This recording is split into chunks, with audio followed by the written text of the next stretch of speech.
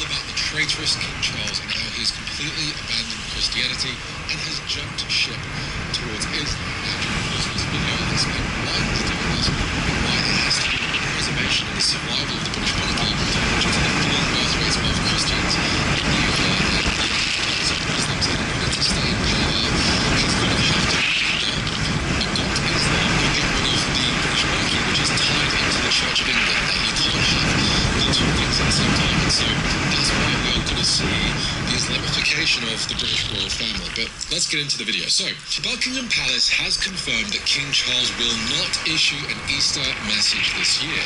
On the contrary, we've seen many messages now from the palace from the Church celebrating and honouring and saying that we're thinking of the Muslims this holy month of Ramadan, not only this year, but for many years in a row now. So I'm just going to watch one of these clips. It's particularly cringy. I find it very difficult to watch. It's filled with these soggy, wet, desperate platitudes. But nevertheless, I'm going to show it to you anyway. Assalamu alaikum. Ramadan Mubarak. Ladies and gentlemen, as Muslims across the United Kingdom and the Commonwealth begin preparations to celebrate Eid after fasting for the holy month of Ramadan, I just wanted to convey my heartfelt best wishes to all who celebrate this festival, and to tell you just how much my wife and I are thinking of you at this special time of year. That's enough of that video for now. It's just very cringy. Now, there's also various other clips that are available online. You can see the royal family members, sitting down, preparing dates, entering mosques, doing the whole thing where they sit on the floor. Now, you have to understand that when Muslims sit on the floor, it's not just a personal preference. They're doing it because Muhammad was said to always sit on the floor, and so they're doing this as a way of imitating the life of Muhammad. There are various verses and hadiths, I think, that talk about not drinking water when you stand up or when you're walking, so they always have to stop and sit down on the floor. And so when you have royal family members imitate this, what the Muslims are doing, they're actually trying to imitate what Muhammad is doing. Now, this is a big no-no in sacramental worldviews, in religious worldviews. Modern people seem to have misunderstood and forgotten this key fact.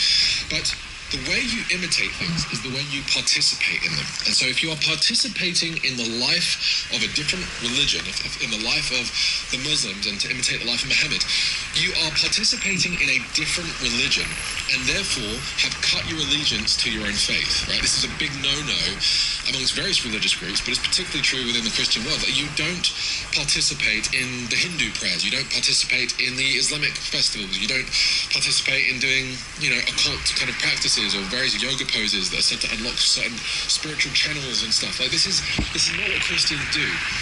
Modern people have a hard time wrapping their head around this, but essentially what's happening here is that the royal family are now starting to participate in the life of Muhammad, to participate in the Islamic way of doing things. This is a huge no-no. Not to mention the fact that the Ramadan celebrations and fasts that have just happened are all in celebration of the so-called revelation of the Quran to Muhammad as the final revelation. So if you have King Charles, who is supposed to be the defender of the Church of England in the UK, celebrating this, he's essentially saying that the Quran is true. He's saying that this is indeed a holy thing. This is not the deception of the demons. This is completely an honourable thing to believe in, despite the fact that it calls Christians the worst of all creatures, that it glorifies the massacring of the non-Muslims. It's all throughout the Quran and the Hadiths. It's what led to this book, this so-called revelation to Muhammad. This led to the massacring of untold tens, if not hundreds of millions of Christians and other people over the course of the last 1400 years. The violent conquest and taking of Christian lands all throughout the Middle East and into Europe to this day. And what he's essentially doing here is glorifying the book which led to the massacring of untold numbers of Christians. So you have to understand what this celebration was all about, and when he's glorifying it, you can actually see just how big of an insult this is. This is not a minor issue. This isn't just a little bit of diplomacy. This is a massive spit in the face towards the Christians and the countless millions upon millions of lives that have been lost due to the Islamic conquest, not to mention the Islamic slave trade and the Islamic sex slave trade, and so on. But of course, it's not only King Charles, it's also Prince William and other members of the royal family, which I can just show some videos on screen here. But what I think most important is this speech by this guy the other day, and something I think about is the let's watch it. Greetings, Your Majesty. I'm delighted, as was my father, and my father before him.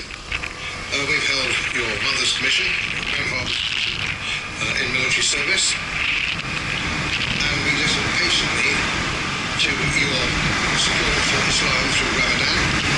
Now, while you were head of the Church of England, and that's very critical for you, which you don't seem to understand, and I'm not sure whether you're fully mentally well or not, well, but it seems to me you have no real deep Christian faith, and neither does your son.